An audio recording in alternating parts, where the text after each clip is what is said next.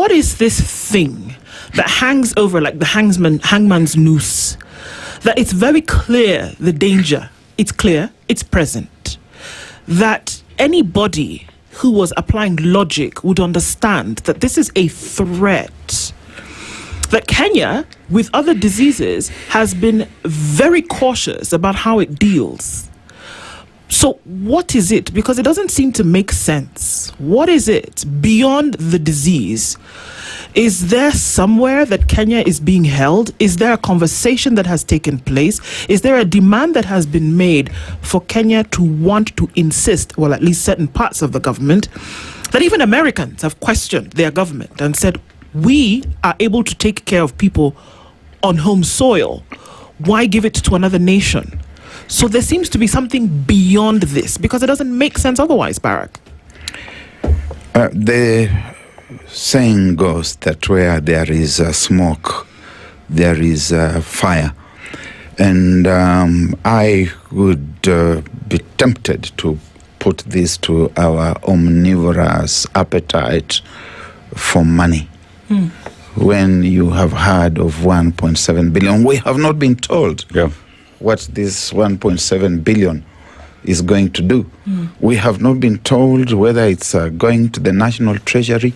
We have not been told whether it's what is going to be used to put up this center. And make no mistake, the initial pronouncements from the United States of America were very clear, Marco Rubio, that this is about America.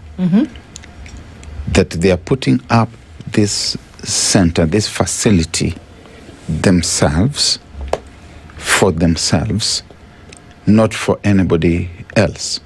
And therefore, we cannot possibly be told that the 1.7 billion is going towards the construction of that facility. We cannot be told that that facility is a dividend to the Kenyan nation. We must wonder about the individuals, the Kenyan individuals behind this initiative and what is in it for them. At the individual level, we must be told what it is. We must also interrogate the initial secrecy around it. I expected that during the Madaraka Day address in Wajir, that His Excellency the President was going to pronounce himself on this matter that was troubling the nation. He didn't say anything. I expected that the sequence, and the Constitution is very clear about the need to know, the right to information as a public constitutional right, that I would have expected that the government of Kenya would proactively, even in its own interest, go out to tell Kenyans that in the wake of this scourge in the Great Lakes region, as part of the measures that the government of Kenya is taking, we have entered into dialogue with the government of the United States of America, and we propose to set up a quarantine center within our republic, and float it even as an idea, if you so wanted. And let's agree what it would look like, what kind it of would thing. look like.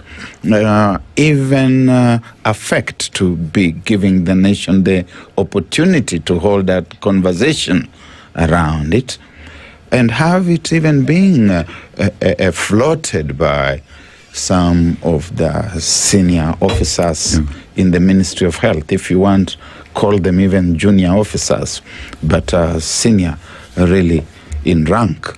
The Ministry of Health test the waters, find out what Kenyans are thinking about it, and if you find that that kitchen is too hot, retreat. And retreat in a dignified manner, in the sense that you have left some space at the top for retreat, that the minister could even be the one to retreat, protect the president. in the game of chess, the king is always protected. Send out the pawns to be the ones to say what you think needs to be said. They can be disowned. You can say, no. The director of medical services is saying his own things. Or that was the PS's personal opinion. But what do you say when the president himself Said I allowed it. says, I allowed it? You have exhausted your chances. The king makes only one move. You don't keep on gallivanting across the chessboard when you are the king. You are protected. The queen is protected. You have the rookies. You have even the bishop who may make a couple of moves. So, what has motivated the king to make all these moves?